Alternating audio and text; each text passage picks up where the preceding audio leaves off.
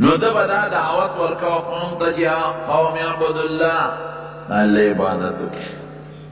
ولا تشركوا به شيئا ما لكم من اله غیره د الله نه ما سوا بل خدای نشته. دویم دعوت ته رسول د ده په قوم کې یو بل غم و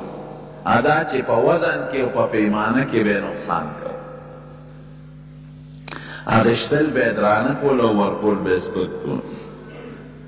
ولا تنقصوا المکیال والمیزان په تله کې کمی چاره مه کوئ دا ډېر سخت جرم دی غټه ګناه کبیره ده چې په تله کې بل نه اخلې نو درانه لې او چې بل له ورکې نو سپک ورکې سخت جرم خطرناک. د شعیب علیه السلام په قوم کې دا ټکي وه او شعیب علیه السلام ورته وایي چې تاسو ته د دې ضرورت هم نشته دا چې په دې طریقه دا غلط او حرامه پیسه پیدا کوي. انی اراکم بخیر تاسو باغونه شته تاسو ځمکې شته مال او دولت هم شته یو سړي ګناه حرام د مال دپاره کوي نو ستاسو خوا څه پوره دي ته هم ساجد دی. او بیا ورته فرمایي انی اخاف علیکم عذاب یوم محیط ګورې در باندې یریږم داسې عذاب به در باندې راشي چې دا طرف نه به در باندې چاپېري او د تېښتېدو به دی به حضرت شعیب علیه السلام پورې ټوکې کولې خنداګانې به یې پورې کولې. وروڼو دا د ټول کمې زیاتې دا ډېر سخت جرم دی دا ډېر غټه ټګي او دوکه د مسلمان سره د دې مختلف طریقې دي. څوک اوس هم په تله کې ډنډې سره چل ورکوي څوک په پارسنګ کې چل ورکوي او څوک په کاڼو کې مو اورېدلي دي چې دا کوم کیلوګان او دا کاڼي دي وي دا هم څو قسمه دي وي دا چې بازار کې هم اورېدلي دي وی دا چې د کوم دکاندار ناست نو هغه ورته وایي کوم نمبر کاڼي وایي بعضې پکې پوری بعضې پکې دراني او بعضې پکې سپکي بعضې د هغې نه سپکي تا ته به ښه برابر کیلوګرام ښکاري ته به یې دا خو ټیک دی شاته پې هغه مهر هم لګېدلی دی لیکن دا هم کیلوګرام نه په وزن کې کمي ته به وایې چې دا کیلوګرام خو پوره دی ګوره دې کې خو دې مال سره ټګي نه شي کولی تل به یې راته برابر یې ښودي هغې کې به هغه شی برابر دي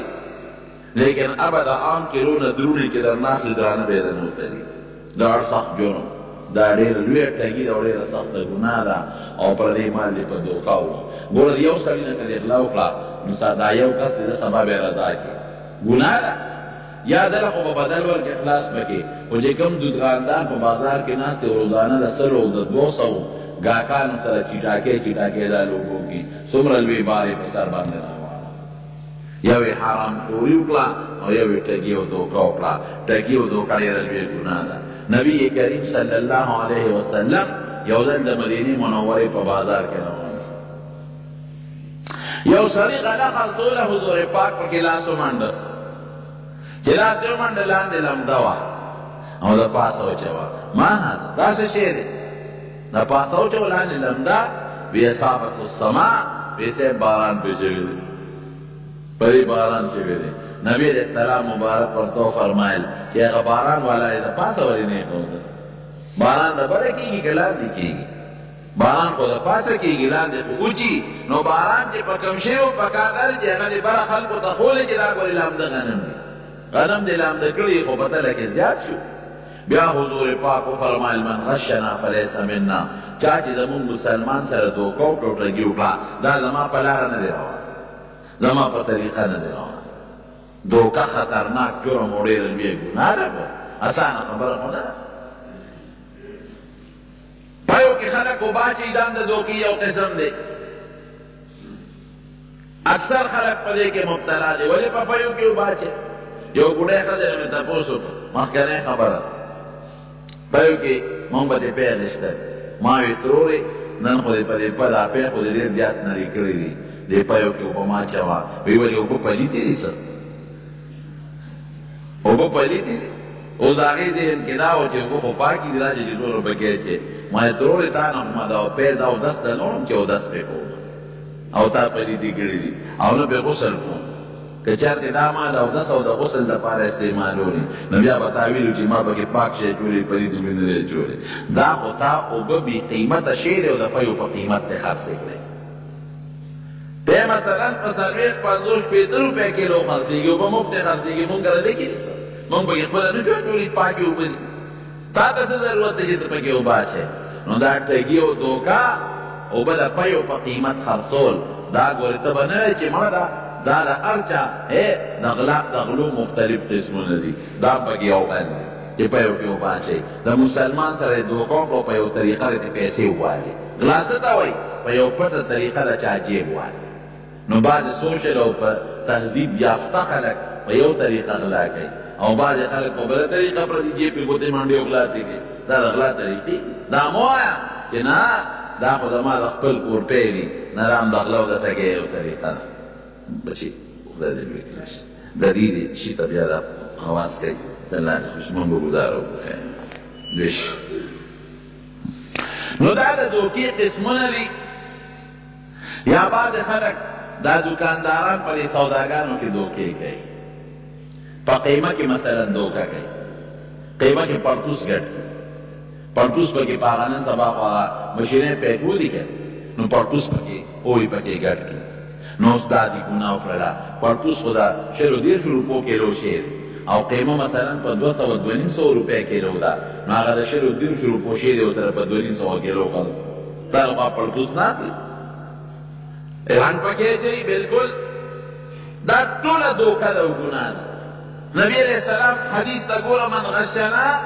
فلیس منا چا چې ټګي وکړه خراب شی په ښه باندې بدل کا او خراب شی د ښه په قیمت خرڅ کا او 2 نمبر د 1 نمبر په قیمت دا دوکه او دا ټګي ده دا وایي زما په طریقه نه دی روان دا ټولې لوبې دي او ټولې طریقې دي چې ته ګوره ډېر کم خلک به داسې وي چې هغه به سوچه او پاکه چې خرڅوي یعنې اکثر دا د روجې بوسموس او دې له رنګونه ورکوي او په خلکو یې خرڅوي یا دې مسالو ته ګوره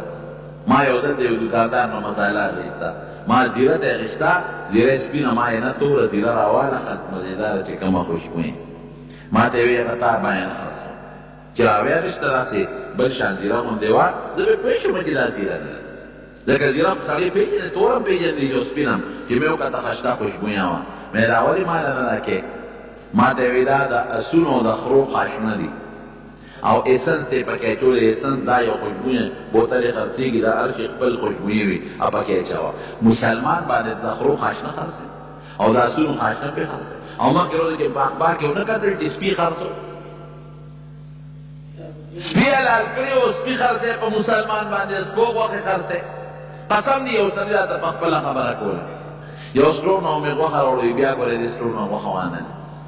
او په مکه مکرمه کې راته یو سړي خبره کوله د خدای په د نبي علیه السلام په کلي کې راته خبره کوله ما ته یې ویې کوم څاروي چې زمونږ د سوداګرو سره مړه شي په دغې خلکو خرڅوو بلکل مردار څاروي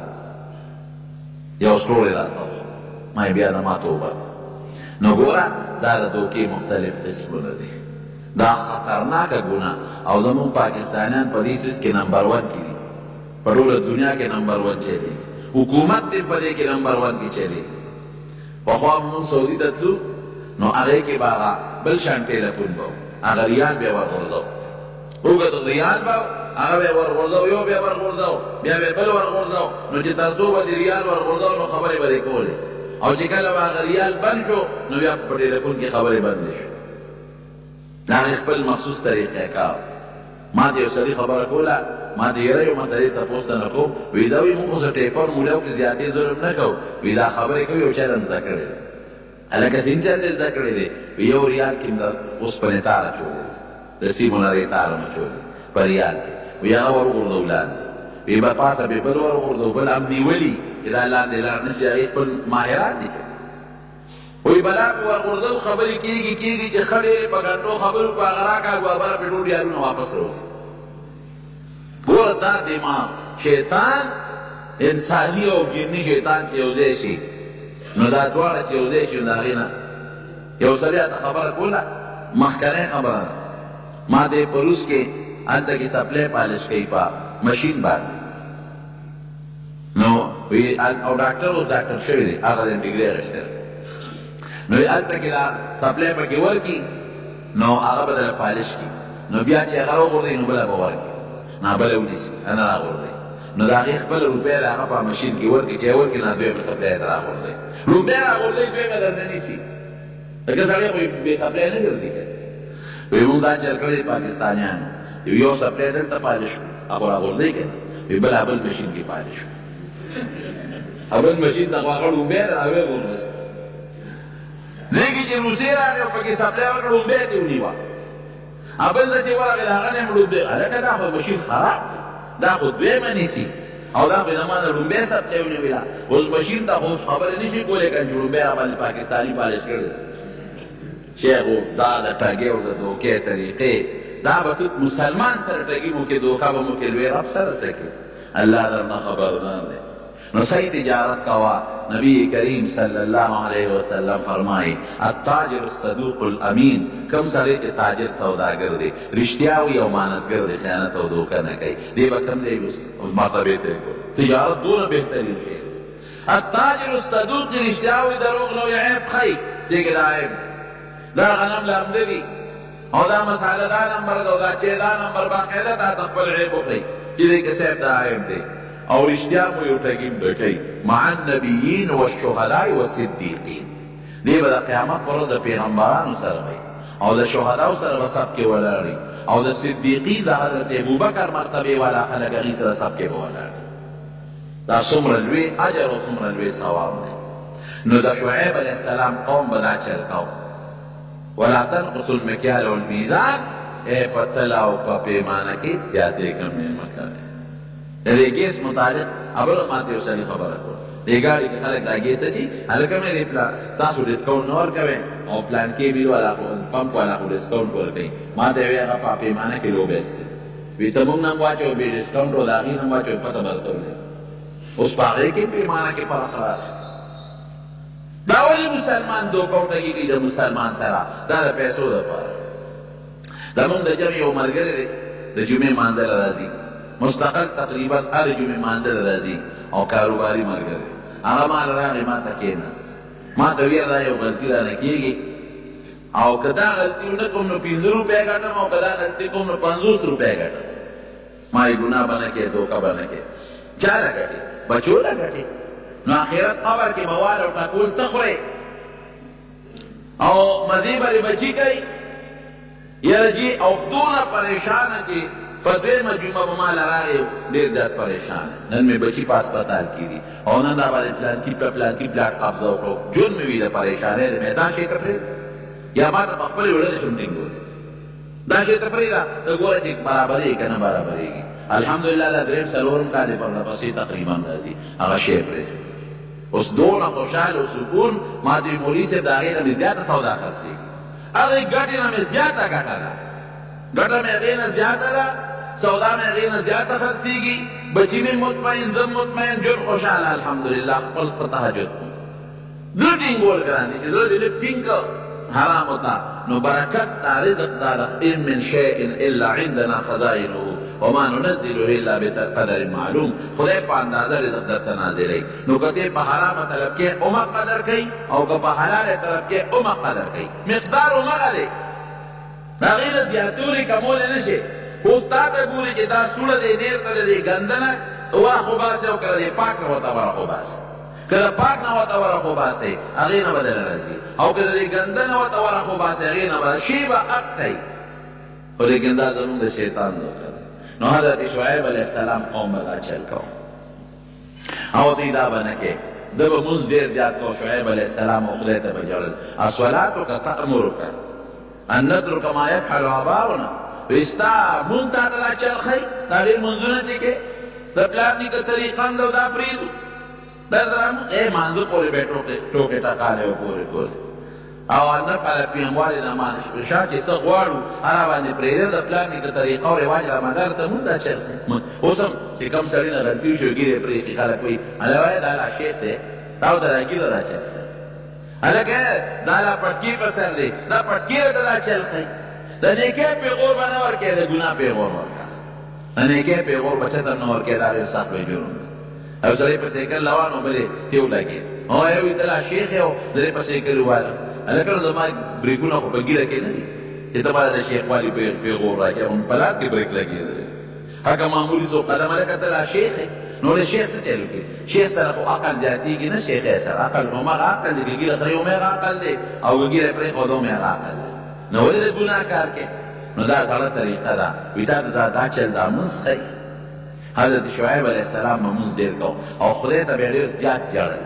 هر وخت به الله ته ژړا کوله او نبی کریم صلی الله علیه وسلم فرمایي چې کوم انسان خدای ته ډېر ژاړي د هغه نه خدای ډېر زیات خوشحالېږي خود د دواړو جهانو سردار مبارک به الله ته ژړل عایشه صدیقه رضی الله عنها فرمایي وایي د شپې به اوږد مونځ کو داسې مونځ به یې کو حتی تورمت قدماه وایي دا خپې مبارکې به پړسېده او جړل به ولې جوفه عزیز کعزیز المرجل وایي دې سینې به یې داسې قرار کو د ژړا د وجې نه لکه کټوۍ چې په اور باندې کېږي هغه غرار دی او حضرت ابوبکر صدیق رضی الله عنه د خپل کور نه بهر ځان یو راپورټي جومات کې جوړ کړو او هغې کې به یې مونځ کو ته قرآن شریف تلاوت به یې کو او ژړل به د مکې مشرکانو نه پرېښود وی ته جارې زمونږ دا ښځې درته راغونډېږي او دا بچي درته راغونډېږي هسې نه زمونږ دا ښځې او بچي تا ته ولاړ وي او دا چې ته مسلمانان نه شي په دې نه پرېښود په ژړا باندې الله ډېر زیات خوشحالېږي د دواړو جهانو مبارک سردار فرمایي وی یو هغه اوښکه د انسان د سترګې نه چې د الله د یارې نه ووتله وی دوه څیزونه چې په یو ځای ولګېدل په هغه ځای د جهنم اور حرام دی یو هغه اوښکه چې د انسان په وجود د الله د یارې نه ولګېدل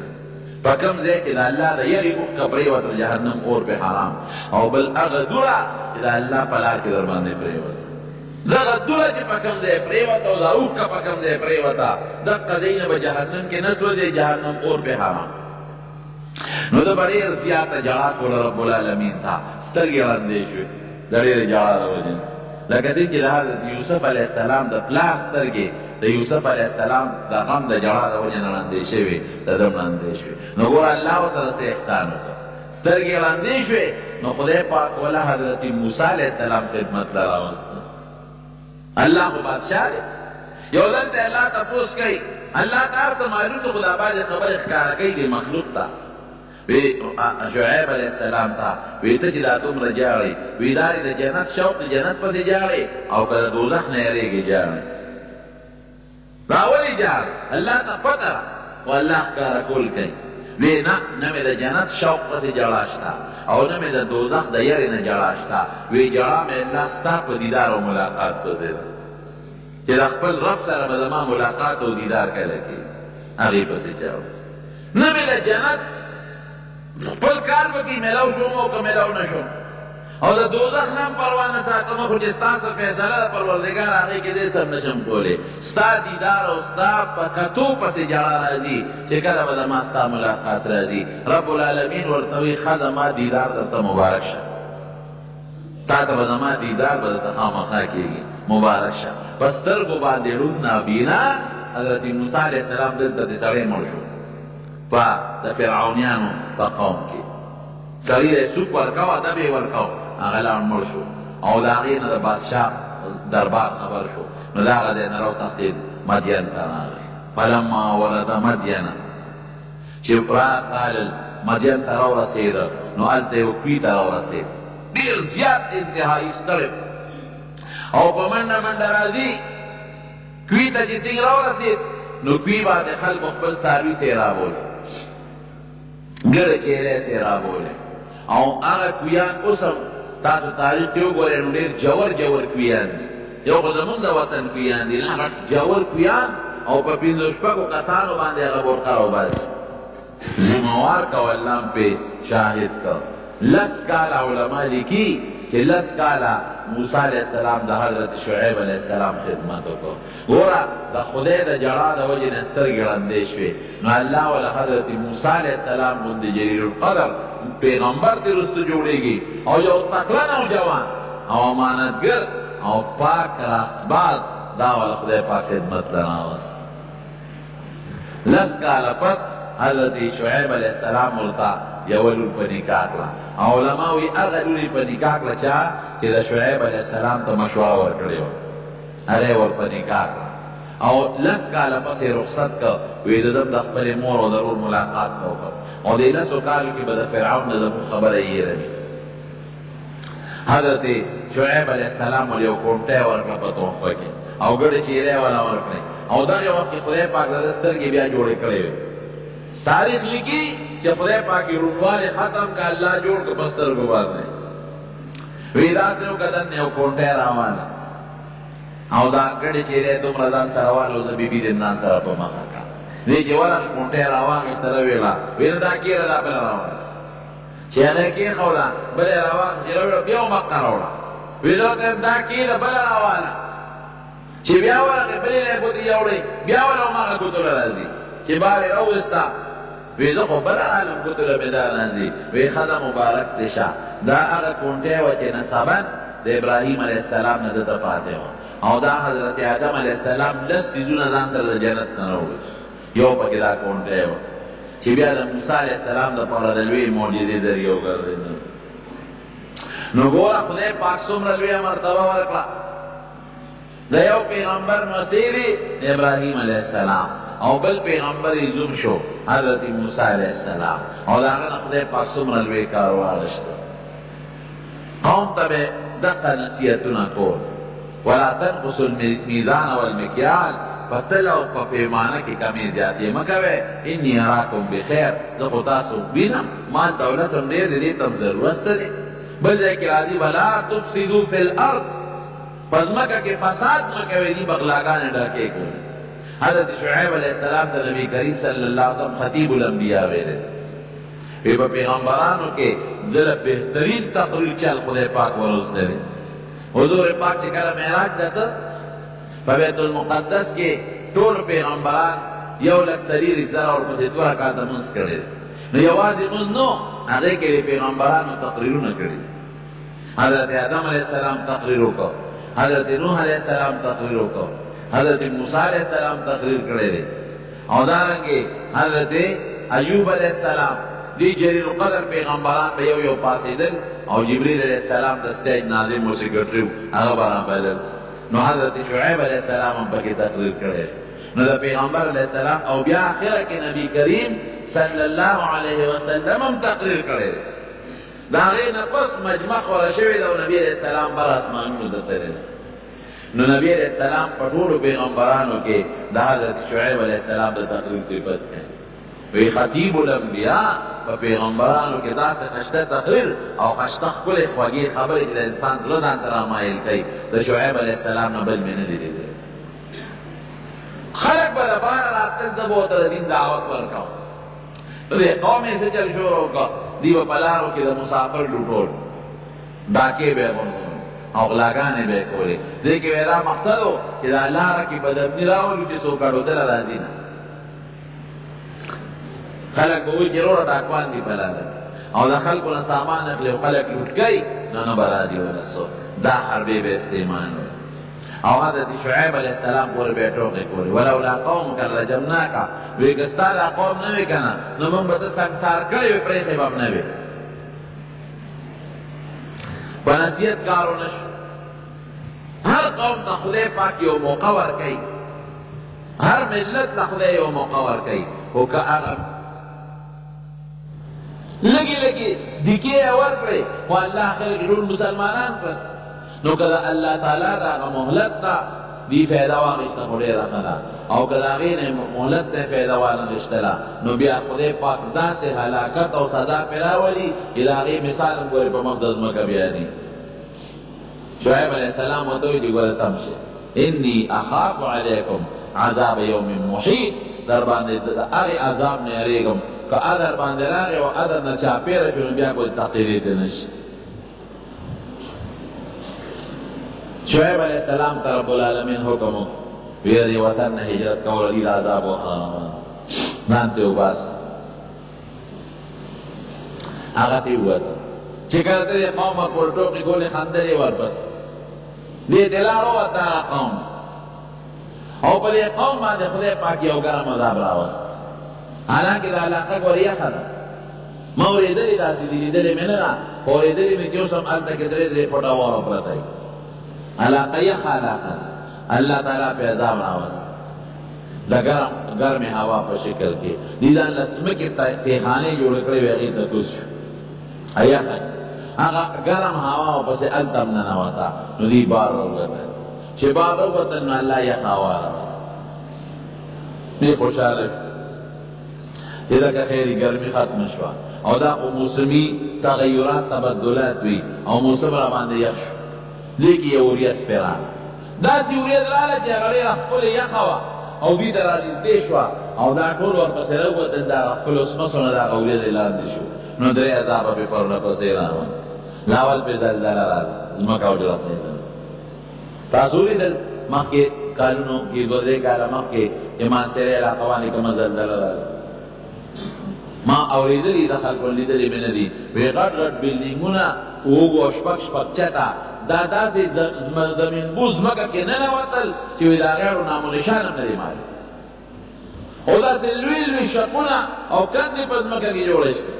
سړکونه او غرونه په ځمکه کې ننوتل. د خدای پاک د زور مقابله څوک کولی شي؟ نشي کولی. لاول پې زلزله راغله، د زلزلې نه پس څه وشو؟ جبریل علیه السلام پې یو چغه ووهله، ډېره هیبتناکه د هیبت چغه. او درېیم نمبر د هغه وریځ نه پې د پاسه اور راوورېد، داسې اور پې راووتېدل، ټول یې ختم کړم کأن لم یغنوا فیها، داسې ریز مریز کړل لکه چې په دغه علاقه کې انسان اوسېدلې قدرې نه. دا چې خدای پاک تباه برباد کړ. دارنګې تاسو پروس کال دا سیلاب ونه دی؟ هلکه سیلاب راغی د کوم ځای نه؟ د کالام د غرونو نه. یوازې کالام غرونه نه دي، ډېر چاپېره چې څومره علاقې وې د ټولو نه اوبه را روانې. یوازې دلته نه دی، زمونږ د پېښورو طرفونو ته وګورئ دا خړونه مړونه، دا څومره سیلاب پرې راغی. او داسې راغلل چې هغه غټې غټې آبادۍ وې او غټ غټ پلونه چې هغه په دغه په بمونو نه ختمېږي، هغه غټې غټې آبادۍ او هغه غټ غټ پلونه نیست و نابود او ختم شو. د خدای پاک د زور څوک مقابله کولی شي؟ نشي کولی. دا یاد ساتئ وروڼو، خدای پاک انسان له مهلت ورکوي. د دې رزق مثال درته ښیم. د بعضې رزق داسې مثال دی لکه یو انسان څه نوکر ساتلي وله ډوډۍ ورکوي، هغه نوکر نه خوشحاله وي نو ښه ډوډۍ وله ورکوي او ښه خوراک وله ورکوي، دې ته خوشحاله دی. دا رزق د ده لپاره یو نعمت دی. بعضې رزق د انسان لپاره قهر او غضب وي، لکه د مږې د پنجرې ډوډۍ، د مږې په پنجره کې ورته غوښه واچوي او مالګې مسالې پې ورته ودوړئ او په غوړو یې مله وترسئ او په هغه دننه په پنجره کې ورته غوښه هغه ټوټه کېږدي او ښه خوشبویه کړي. څه دپاره؟ چې د مږې ورپسې د سوړو نه هم راوځي، دومره خوشبویه چې د هغه مږې هغه سوړو کې دننه هم راوځي او په هغه پنجره کې خو ورته ښکاري دا غوښه ورننوځي.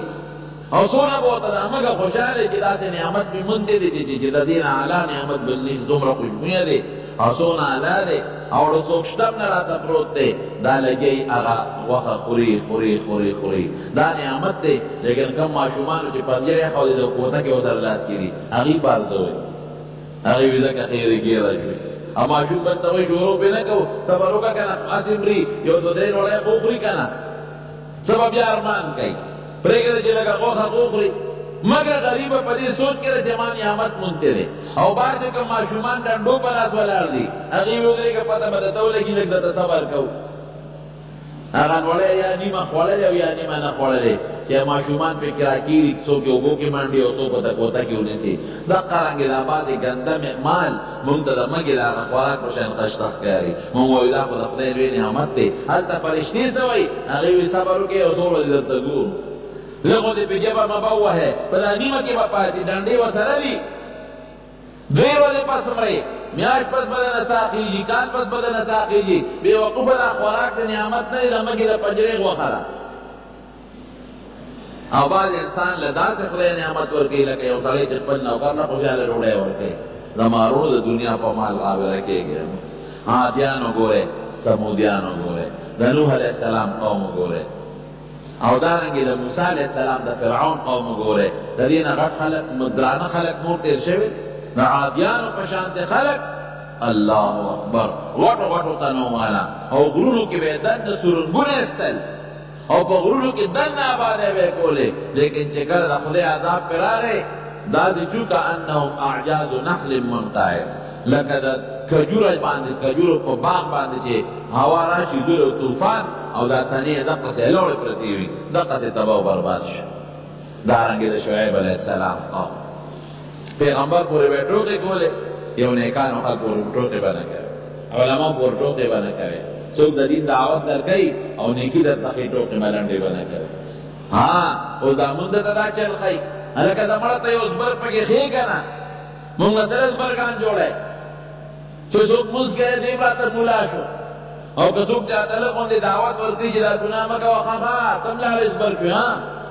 دا هلکه د دې خبرو څه مطلب؟ دا د شعیب علیه السلام او د پخوانو پیغمبرانو د قومونو پیغورونه دي چې هغوی به خپلو پیغمبرانو ته پیغورونه ورکول، او چې جاړل به یې خدای ته یې مکر ته یې ګوره، د مکر د وجې نه جاړل. اوس خلک داسې وایي که نه وایي؟ که څوک د خدای د یارې نه هم جاړي نو خلک به پورې دا ټوکې کوي. مونږ ته دا چل ښیي، الصلاتک تأمرک ان نترک ما یفعل آباؤنا، مونږ ته دا چلونه ښیي، دا ټوکې به پیغمبرانو پورې کولې. نو یو چې څوک درله د نیکۍ دعوت درکوي عمل پرې وکړه، که عمل نه شي ګورې ټوکې ورپورې مه کوه. هر څه ریکارډ کېږي، ګورې دې ته مه ګوره چې دا زه څه کوم. ګنې بل تعالی افحسبتم انما خلقناکم عبثا وانکم الینا لا ترجعون، دا سوچ مه کوه چې ګنې دا هر څه ما بس پیدا کړي دي او ما له به واپس نه راځي. نو دا څیزونه به نه کوې، ځمکه کې فساد به نه کوې، غلا غلطي ډاکه به نه کوې، او په ودن او په تله کې ټګي به بلکل نه کوې. یوازې ودن تله نه ده، ګورې ما د دې مختلف قسمونه خو حرام خوري د دې نه خطرناکه ګناه بله نشته. نبی کریم صلی الله علیه وسلم په یو جهادي موقع کې صحابو اوسې ښکار کړی وه. هغه اوسې چې د ځان نه پړې اوږد که یا اوښته وراله نبي کریم صلی الله علیه وسلم سره خوا کې ودرېد، زور یې وکړه ورسېدله، د الله رسوله د ستا دې ملګرو ښکار کړی یم او ما د دې پړي نه پرانېږده، په دا پلانکي غار کې زما ماشومان بچي دي. ور حسین نبی علیه السلام سره خبرې کړي دي، دا د حضور پاک معجزه ده. زه به لاړه شم او دغه خپلو بچو له به پی ورکړم، او بچي راته وږي او بیا به نبی علیہ السلام مبارک ورته فرمایي په تا سید باندې ته نه کړې پرېږدم، ته خو زما دې ملګري ښکار کړې، که زه دې پرېږدم او بیا رانشې، وایي داسې قسم به درته وخورم چې په مخ د ځمکه د اسمان لاندې د هغې نه سخت قسم به بل وایي څه قسم به وخورې؟ وایي ښه ته ما پرېږده او که زه واپس رانلم نو ما د خدای پاک د قیامت په ورځ د حرام خورو په سب کې پاسئ، بلکې دا ما ته د حرام خوارو تعبیر وکړه، هغې کې عشارین لفظ راغلی دی، د هغې خلکو په سب کې مې پاسئ چې دا د زکات دا چیرمینان او ممبران دي، دا عشرونه تقسیموي او دا عشرونه ویشي او دا خلکو نه غونډوي، د دې خلکو په سب کې مې د پروردګار پاسئ. وایي چې دا لفظ دیوسی وي د نبي دا وجود مبارک داسې وړچېد، وایي ډېر مضبوط قسم دی خوړه، واقعي په مخ د ځمکه او د اسمان لاندې دې نه خطرناک قسم بل نشته. صحابو ته یې د اوسۍ پرانېږي چې پرېنېستله، اوسۍ لاړه، خپلو بچو له یې پی ورکړل، دغه چې واپس راغله صاحب ما خپل کار وکړه، خپلې ډوټي حضور پاک هغه صحابي ته وایي د اوسۍ پرېږدئ، او بیا عام اعلان وکړه، وایي د بچو په ورځو کې ښکار به بلکل نه کوې، ځکه یو حیوان چې دې ښکار کړه ده سره د دوه درې څلور بچي هم برباد کړل. د بچو په وخت کې چې د مرغۍ ویشته د هغې په جاله کې چې کوم یو دوه بچي دي هغه مړه شو، ځکه هغې د بلې رخصور کړي، نو د بچو په وخت کې به قطعا ښکار نه کوي او هغه اوسۍ یې پرېښودله. نو حرام خوري دا ډېر خطرناک شی دی ګوره، او مسلمان سره ټګي کول دا ډېر خطرناک شی دی. مونږ ته دا اړو څه ښکاري نه، مونږ ته را ټګي سم نه ښکاري، مونږ وایي مړه دا خو څه وړه غوندې خبره ده، 2 روپۍ یې د یو نه دي 2 وانې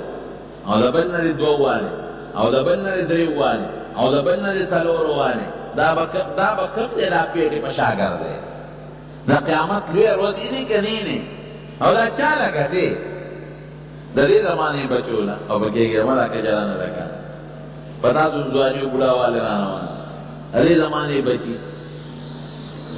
خدای ګواه دی داسې خلک مې لیدي دي، رښتیا درته وایم، په جنازو کې مې داسې خلک لیدلي دي رښتیا درته وایم چې د خپل پلار جنازه کې زوی نه دي شریک شوي د خپل پلار په جنازه کې نه دي شریک شوي دا ما لیدلي په خپلو سترګو باندې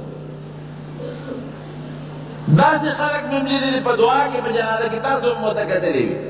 چې خلک وایي دعا ورته وکړو دوی یو بل سره بل ملګري سره ګپ لګوي هغه خپل پلار ته لاس هم نه اوچتوي چې دې پلار ته خو دعا وکړو او دې خپلې مور ته دعا وکړو د یو ګورئ په دې تعزیتونو کې تاسو دې بچو له رزق ګټي دې له ډوډۍ ګټي دې له بنګلې جوړی دې له مستقبل کې بینک بیلنس جوړی او آخرت ځان ته پخپله بربادی دا خو تو خیال نه قمقه دی قمقه حلال رزق حلال تجارت وکړه چې څومره دې ډېره کړه حجونه به پکې وکړي عمرې به پکې وکړي جومات به جوړ کړي مسلمان سره ښېګړه به وکړي رشته دارانو دوستانو سره ګاونډیانو سره به وکړي نو فایده به دې ډېره زیاته او که حرام دې زیات کړ نو ځان لرې تاوان ورکړه ځان مه تاوان کړه قرآن شریف کې اللہ تعالیٰ فرمائی یا ایها الرسل کلوا من الطیبات واعملوا صالحا ہر پیغمبر تا اللہ دا اعلان کړی دی نو پیغمبر خواجه پاک دامن دی او ته ولې وایي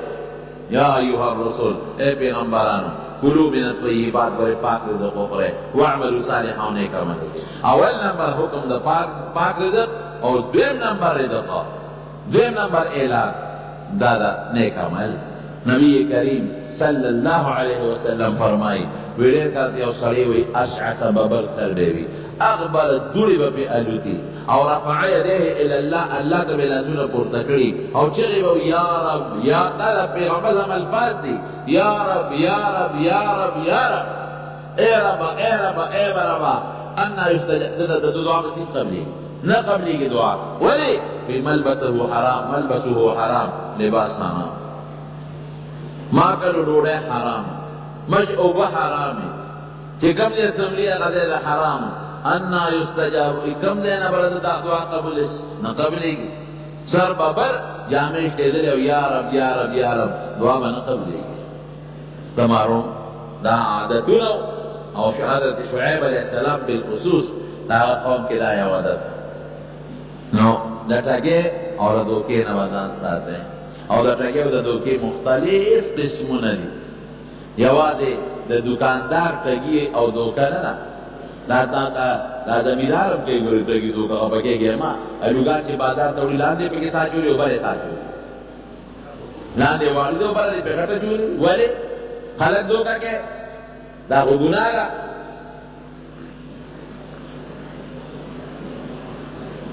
الحمدلله ټماټر چې وړي لاندې یو شان پراتی برابر شان پراتی ګورې له رنګ کاټونه ورکوي او پکې قسم قسم رنګونه ولا جوړوي دا ټوله ټګي ده دا دوکه نه شوه دا هر چا چې د غلا څومره وس کېږي ما راته وي د غلا مختلف قسمونه دي دا چا چې د غلا کم وس کېږي پخوا به دا کبان خلکو اخېستل وي غوږونه ورته وګورئ هلکه چې غوږ یې تورې نو وي دا زوړ دی چې غوږ یې سپینې سورې نو وي دا تازه دی ما ته چا خبره کوله ما ته یې ویل د غوږونو نه پته نه لګي وی په دې غوږ وله څه مساله چې د هر غوږ سوري اوس مې دې سره څه کوي موږ ورته غوږ وکړ اوس د هغه په خپله غوږ ورغی وګوره دې غوږ ته دی ناټک سوري د بېخیالو د زمانې زوړ کبی او غوږ بې سوري وی دا پسې مساله مې دې سره څه کوي دې ټګې سره د دواړو جهان مبارک سردار فرمایي د هغې مبارکه وینا ده اوږده حدیث ده بیا ته مفهوم وی وی دا امانت چې دی وی دا قرآن شریف نه حکم دی او د حضور پاک په احادیثو کې هم د امانت حکم دی وی داسې وخت به راشي چې دا امانت به د خلکو نه داسې وځي داسې چې وی ماسخوتن اوده کېږي نو دی به امیني او چې سهار پاسي خیانتګر به وی خلک سودا کوي وی به چې هلکه په پلان کلي کلي کې یو سړی دی هغه ښه دی د هغه نه سودا وکړه په پلان کلي کې یو سړی دی داسې اوس که نه ده خلک یې تپوس کوي پېښور ته ځي سودا له پېښور ته چې سودا نه ځي هلکه چا نه دا سودا وکړه هلکه پېښور خو ټول د دوکاندارانو نه ډک دی مردان خو ټول د دوکاندارانو ډک دی چانه دا خودو د دکاندارانو نه ډک دی چا نه سودا وکړم یو دی یو نه تپوس کوي یاره جي پلان کې دکاندار نه وکړه په هغه زرګونو دکانونو کې یوې په ګوته کې پلان کې نه سودا وکړه ان فی بنی فلان رجلا امینا وی پلان کې دی کې یو سړی دی ښه سړی دی هغه نه سودا وکړه بل چا نه مه اخله په سلو کسو کې په زرو کسو کې یو باندې به د خلکو اعتماد دي په باقي به د خلکو اعتماد دی دا د نبي کریم صلی الله علیه وسلم وینا حضرت شعیب علیہ السلام د یو سل او څلوېښتو کالو په عمر کې وفات دی د مدین نه پس یو بل قوم دی اصحاب الایکا بڼ والا خلک هغه داسې علاقه وه چې هغه ډېره زیاته سرسبز و شاداب وه او د باغونو د میوو نه ډکه علاقه وه هغې ته بیا دعوت الله راورغله هغې جوټله وکوې نه منل هغې باندې د خدای پاک عذاب راغلی